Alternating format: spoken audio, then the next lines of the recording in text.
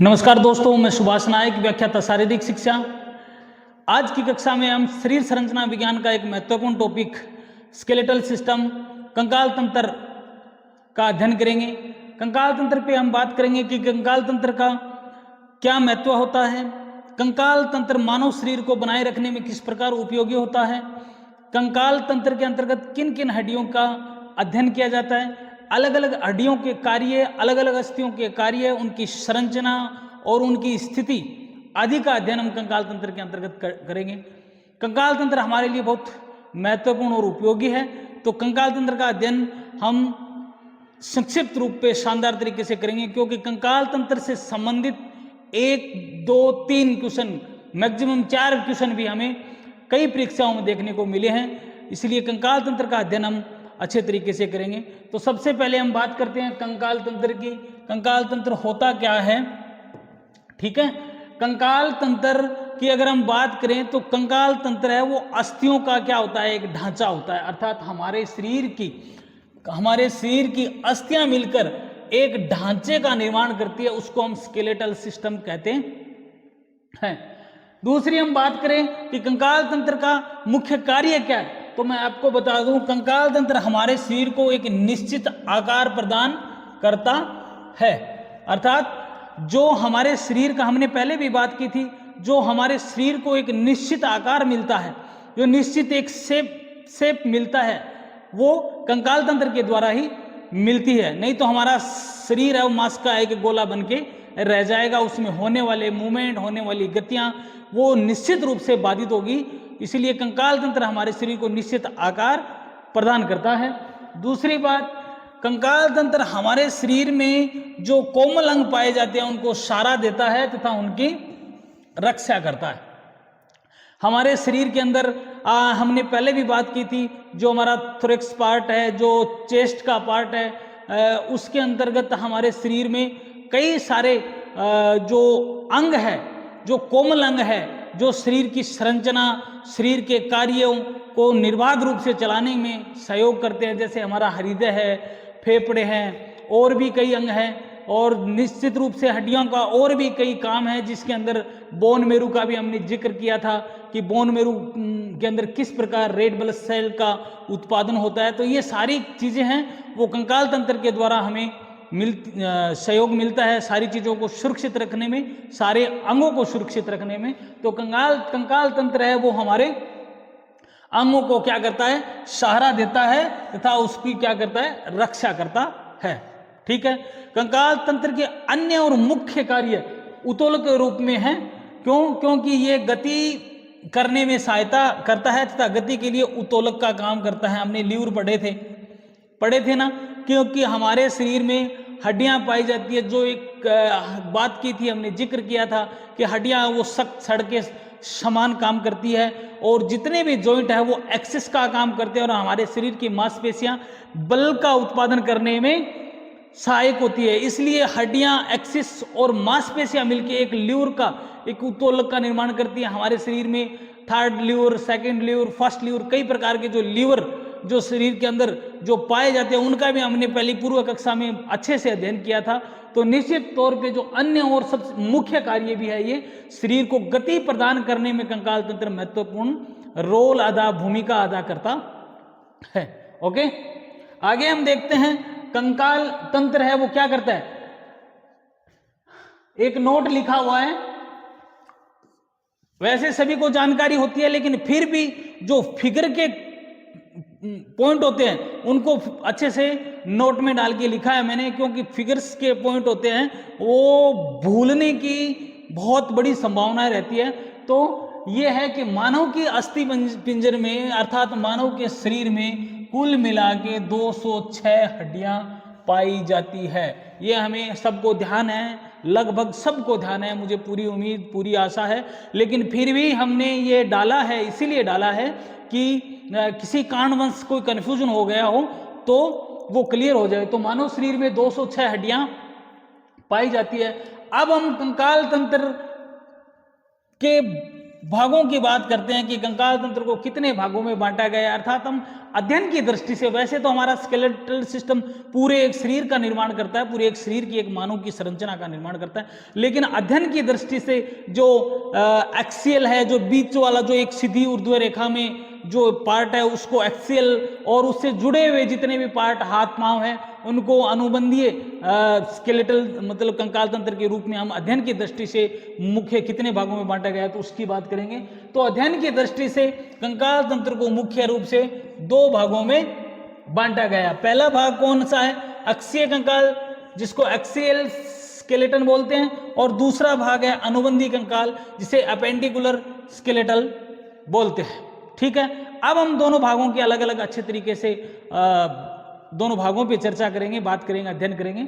सबसे पहले बात करते हैं हम अक्षीय कंकाल तंत्र का, कि अक्षीय कंकाल तंत्र के अंतर्गत किसका अध्ययन किया जाता है, कौन से शरीर के भाग की, कौन सी हड्डियों का, कौन से पार्ट की हड्डियों का अध्ययन किया जाता है। तो अक्षीय स्केलेटल सिस्टम में क्या होता है, इसके अंतर्गत सिर, धड़, हेड और ट्रंक की अस्थियां आती है। ठीक है ना, जो एक सीध में स्थित होती है, जो एक अक्ष में स्थित होती है। ठीक है ना, इसके अंतर्गत कौन कौन सी हड्डियां आती है, अस्थियां आती है। पहली क्या आती है, खोपड़ी आती है, पूरी की पूरी हमारी स्कल, जो ये पूरी हमारी खोपड़ी है जिसमें क्रेनियल, फेशियल सारे भाग है वो शामिल है।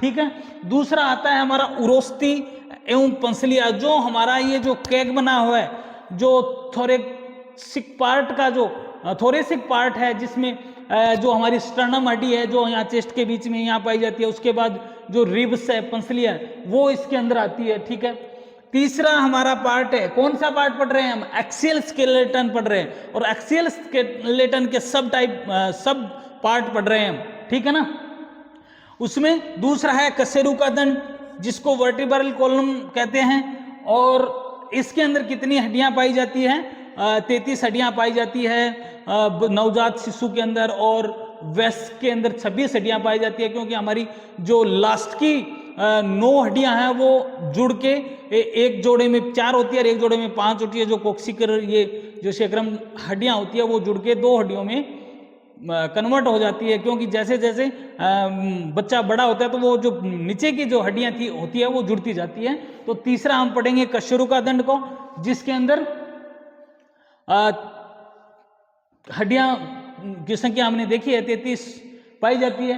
अब हम सबसे पहले इनकी थोड़ी सी बात कर लें, तो जो हमारा स्कल होता है, खोपड़ी होती है 1 नंबर का, ठीक है, उसके अंदर हम देखते हैं 2 भाग शामिल है, एक तो होता है क्रेनियल भाग और दूसरा होता है फेशियल भाग, चेहरा शामिल है, क्रेनियल और फेशियल। क्रेनियल भाग में हमारे 8 हड्डियां पाई जाती है, जिसके अंदर फ्रंटल, पेरिटल, ऑक्सीपिटल, ये सारी हड्डियां हैं वो शामिल होती है। यहाँ पे जो स्पेनोइड जग, अगर और भी कई हड्डियां हैं जो होती है, जो क्रेनियल भाग में 8 और फेशियल भाग में 14 हड्डियां होती है, और कुल मिला के 22 हड्डियां होती है। किसमें? हमारे स्कल में, हमारे खोपड़ी के अंदर। ठीक है ना, खोपड़ी फेशियल भाग में पढ़ेंगे, जिसमें मैंडिबल आ जाएगी, मैक्सिल आ जाएगी, वोमर आ जाएगी, इस प्रकार पेलेंटाइन आ जाएगी, कई अस्थियां आ जाएगी, जो लगभग 14 अस्थियां हैं फेशियल भाग में उपस्थित होती है, पाई जाती है। ठीक है, अब हम बात करें उरोस्ती की, उरोस्ती तथा पंसलियों की, तो आपको बता दूं इसमें उरोस्ती एक होती है, स्टर्नम हड्डी एक होती है, जिसकी हम आगे और अध्ययन करेंगे अच्छे से डीपली। अभी तो हम इनकी चर्चा कर रहे हैं, हमने ये पढ़ना है। जब स्टर्नम की आगे बात करेंगे तो देखेंगे कि कैसे इसका आकार होता है, इसको मतलब कटार के रूप की आकार की हड्डी भी कहा जाता है, मजबूत हड्डी होती है। 12 जोड़ी पंसलियां होती है, तो 12 जोड़ी का मतलब डबल 24 हो गया, एक स्टर्नम होगी, उरोस्ती होगी, तो 24 और एक कुल मिला के हमारा जो पिंजरा है, ये थोरेसिक भाग है, इसके अंदर 25 हड्डियां पाई जाती है। और 24 पंसलियों का हम डीपली अध्ययन करेंगे तो देखेंगे कि कौन सी हड्डियों को उड़ती हुई पंसलियां कहा जाता है, कौन सी पंसलियों को फॉल्स पंसलियां कहा जाता है, कौन सी को असल मतलब ट्रू पंसलियां कहा जाता है। ये हम डीपली पढ़ेंगे तब देखेंगे, लेकिन अभी हम देख रहे हैं कि हमें स्केलेटल सिस्टम के अंदर कौन सी हड्डियों का अध्ययन करना है और हमारे शरीर में कौन कौन सी हड्डियां पाई जाती है। ओके, अब हम बात करते हैं कशेरू का दंड। जिसको वर्टिब्रल कॉलम कहते हैं। ये इसमें नवजात शिशु में कितनी 33 कशेरुका होती है और वयस्क व्यक्ति में 26 होती है। मैंने बताया था ना कि लास्ट की जो 9 हड्डियां होती है वो जुड़ के 2 हड्डियों में कन्वर्ट हो जाती है, ठीक है ना। उसके बाद ये हमारा हो गया पहला जो पढ़ रहे थे उसका एक्सियल हो गया है, एक्सियल पार्ट क्लियर हो गया। अब हम देखेंगे उपांगीय या अनुबंधित कंकाल, अपेंडिकुलर स्केलेटन। इसके अंतर्गत आने वाली हड्डियों को 2 भागों में बांटा जाता है, ठीक है ना।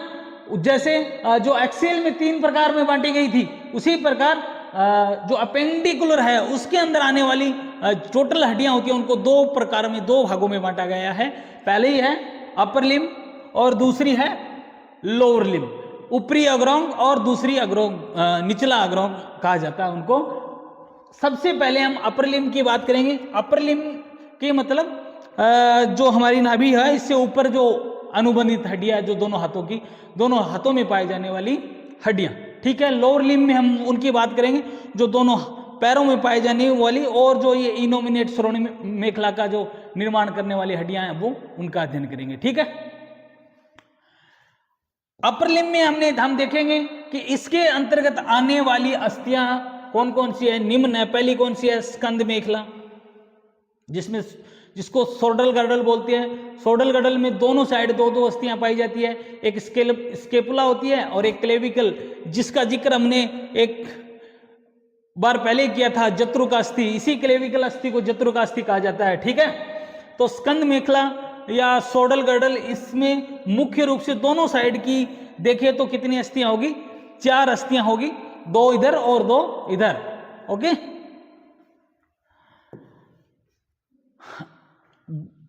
कौन कौन सी, 2 क्लेविकल बोन और 2 स्केपुला बोन, हो गई बात।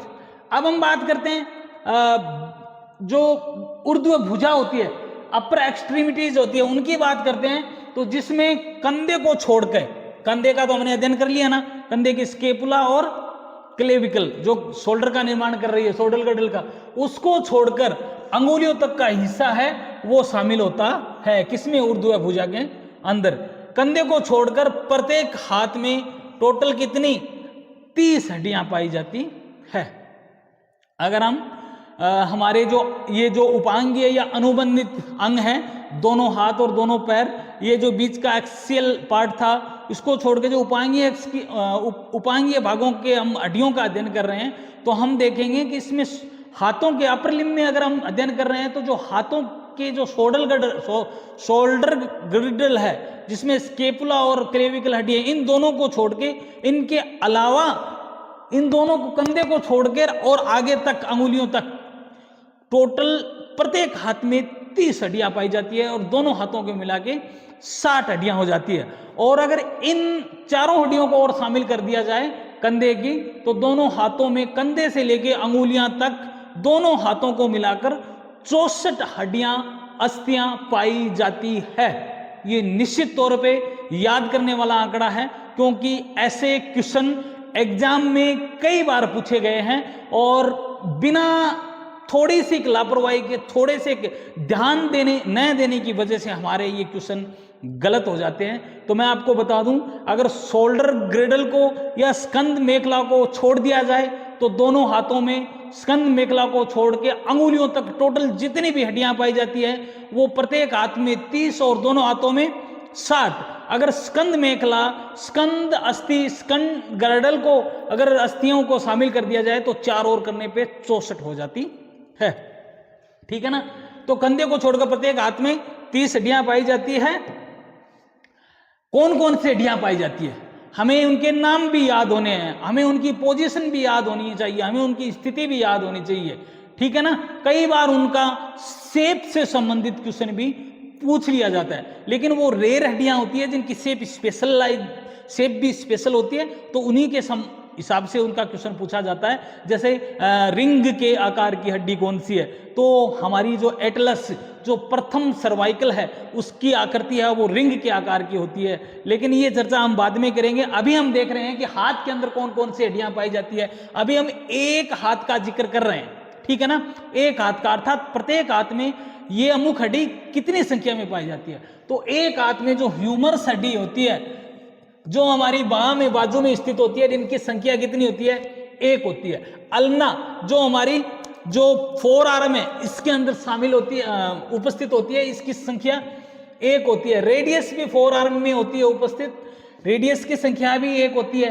कार्पलस, ये बहुत शानदार, थोड़ा सा इस पे ध्यान देने वाली, इसके अंदर एक जॉइंट पाया जाता है जो ग्लाइडिंग जॉइंट होता है, जिसके अंदर ये हड्डियां ऐसे होती है जो एक दूसरे पे क्या होती है, स्लिप करती है, स्लाइड करती है, फिसलती है। इस चीज को ध्यान में रखना, जब हम जोड़ पढ़ेंगे तो और इनका अच्छे से अध्ययन करेंगे। तो कार्पल्स हड्डियां हैं, उनकी संख्या ये हमारी इसमें मणिबंध में, यहाँ पे कलाई में पाई जाती है, इनकी संख्या कितनी होती है, 8 होती है। और मेटाकार्पल्स जो हमारी हथेली होती है, यहाँ पे 1 2 3 4 5 ये मेटाकार्पल्स पाई जाती है, इनकी संख्या कितनी होती है, 5 होती है। और अब बात लास्ट और फाइनल रही फ्लेंजेज। फ्लेंजेज जो हमारे अंगुलियों में ये वो 1-1 इंच के टुकड़े होते हैं, ये जुड़े हुए होते हैं, इनकी संख्या 14 होती है, क्योंकि प्रत्येक अंगुली में 3 होती है। तो 4 को 3 से मल्टीप्लाई करो, कितनी हो जाएंगी, 12, और अंगूठे में 2 होती है, तो 12 और 2 14, ठीक है। तो प्रत्येक हाथ में फ्लेंजेज की संख्या कितनी होती है, 14, और कुल मिलाकर इनका योग करेंगे तो एक हाथ में, प्रत्येक हाथ में कितनी, 30 हड्डियां, कंधे की अस्थियों को छोड़ के 30 हड्डियां पाई जाती है। और अगर कंधे की अस्थियों को शामिल कर दिया जाए तो प्रत्येक हाथ में 62, ठीक है ना, 32, और दोनों हाथों में 64 हड्डियां पाई जाती है। यहां तक बात समझ में आ गई। अब बात करते हैं, कुछ नोट लिखा हुआ है, कंधे को छोड़कर दोनों हाथों में कुल कितनी, 60 हड्डियां पाई जाती है। और अगर दोनों कंधों की 4 हड्डियों को, 2 क्लेविकल और 2 स्केपुला को शामिल कर लिया जाए तो हड्डियों की संख्या 4 + 60 कितनी हो जाएगी, 64 हो जाएगी। यहां तक बात क्लियर। बहुत जरूरी है ये आंकड़े याद रखना बहुत ज्यादा इंपॉर्टेंट है, इसीलिए आपको अच्छे से लिख के और अच्छे से फोर्सफुली, मतलब एकदम पिन आउट करके आपको इसको याद करने के लिए इसके आंकड़े की संख्या बताई जा रही है। तो कुल संख्या कितनी हुई, 64। अब हम बात करते हैं लोअर लिम्ब की, दोनों पैरों की या दोनों पैरों में पाई जाने वाली अस्थियों की। समझ में आ गई। निचला अग्रोंग, निचले अग्रोंग के अंदर प्रत्येक साइड मतलब एक पैर में कुल कितनी, 31 हड्डियां, अस्थियां पाई जाती है। यहां तक आई बात क्लियर, हुई बात क्लियर। दोनों पैरों में श्रोणी मेखला, ठीक है ना, सहित कुल कितनी, 31 इक्वल टू कितनी, 62 हड्डियां पाई जाती है। अब आपको मैं बता दूं, एक हड्डी ऐसी होती है जो हमारे यहाँ पे पेल्विक, इसमें जो कुल्ले में पाई जाती है, उसको कुल्ले की हड्डी भी बोलते हैं, उसको इनोमिनेट बोन भी बोलते हैं उसको, और श्रोणी मेखला भी बोला जाता है, ठीक है ना। वो संख्या में 2 होती है लेकिन जुड़ी हुई होती है, इसलिए अगर उन दोनों को और शामिल कर दिया जाए तो 30 तो पैरों में होती है और 2 वो हो गई, ठीक है ना। 30 60 और 2 कितनी, 62। दोनों पैरों में टोटल कितनी, 62 हड्डियां पाई जाती है। क्लियर। अब हम देखते हैं, जिस प्रकार हाथों में देखा था उसी प्रकार पैरों में भी देखते हैं कि कौन सी हड्डी पाई जाती है और दोनों पैरों में या प्रत्येक पैर में उनकी संख्या कितनी होती है। यहां पे हम हाथ में हमने देखा था, हमने एक हाथ की हड्डियों को देखा था, जैसे फीमर एक पाई जाती है, रेडियस अल्ना एक हाथ में एक पाई जाती है, ठीक है। यहां पे हमने क्या कर दिया, दोनों पैरों का जोड़ कर दिया कि भाई जैसे इनोमिनेट हड्डी है तो ये कुल्ले में यहाँ पे पाई जाती है हमारे, है ना। तो इनकी संख्या एक इधर मतलब ऐसे होती है, जुड़ी हुई है, लेकिन बीच में इनके जोड़ होता है तो 2 होती है, तो हमने दोनों को क्या लिख दिया, शामिल। इनोमिनेट हड्डियों की संख्या हमारे पैरों में कितनी होती है, 2 होती है, दोनों पैरों में, बात खत्म, ठीक है। फीमर की संख्या एक पैर में एक पैर में एक, दोनों में एक एक मिला दे तो दोनों पैरों में फीमर्स की संख्या कितनी हो गई? ठीक है ना, फीमर्स की संख्या कितनी हो गई? 2। पटेला की संख्या कितनी हो गई? पटेला जो सेसमोइड टाइप की हड्डी है हमारे, कहां पाई जाती है? घुटने के ऊपर ढक्कन के रूप में पाई जाती है, इसको हम क्या कहते हैं? पटेला के। और दोनों पैरों में कितनी होती है? 2 होती है, इनकी संख्या 2 होती है। टीबिया और फिबुला दोनों जैसे रेडियस अल्ना होती है वैसे जुड़ी हुई अस्थियां होती है, जो हमारी किसमें जो 4 लेग है उसमें पाई जाती है, नीचे पिंडली के पास इसमें। तो टीबिया की संख्या दोनों पैरों में 2 होती है और फिबुला की संख्या दोनों पैरों में 2 होती है। अब हम बात करते हैं टार्सल की। जिस प्रकार हमने यहाँ पे कार्पल्स की बात की थी ना, उसी प्रकार पैरों में टार्सल्स पाए जाते हैं। प्रत्येक हाथ में कार्पल्स कितने थे? 8 थे। लेकिन यहां पे याद रखने वाली बात है, यही क्वेश्चन बहुत ज्यादा इंपॉर्टेंट बनता है। यहीं पे गड़बड़ हो जाती है। हमें हाथों वाली तो याद रहती है, कितनी? 8 पाई जाती है प्रत्येक हाथ में। दोनों हाथों में कितनी हो गई? 16। लेकिन पैरों में एक एक कम पाई जाती है, प्रत्येक पैर में 7 पाई जाती है और दोनों पैरों में टार्सल्स है वो कितनी पाई जाती है? 14 पाई जाती है। यहां तक हुई बात क्लियर। अब हम बात करेंगे मेटाटार्सल। सेम जैसे हाथों में 1 2 3 4 5 कार्पल्स मेटाकार्पल थे, वैसे ही मेटाटार्सल्स भी दोनों पैरों में कितनी पाई जाएगी? 10 पाई जाएगी। फ्लेंजेज जो जैसे हाथों की अंगुलियों में जो जॉइंटों के रूप में जो हड्डियां थी, वैसे ही पैरों में भी, दोनों पैरों में एक हाथ में कितनी थी? 14 थी। दोनों हाथों में कितनी हुई? 28। इसी प्रकार एक पैर में कितनी है? 14। दोनों पैरों में कितनी हुई? 28।